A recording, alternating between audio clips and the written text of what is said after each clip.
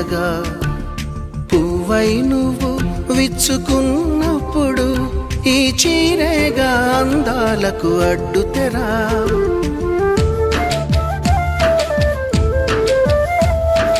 గాలి ఆడక ఉక్క పోసినప్పుడు ఆ పైటే గాని పాలిట వింజామరా. ఎండావాన నీకు తగిలినప్పుడు ఆ కడకొంగే నీ తలపై గొడుగు. విదేశాల వనితలకు సారెపోసి పంపేది భారతీయ సంస్కృతిని సగర్వంగా చాటేది.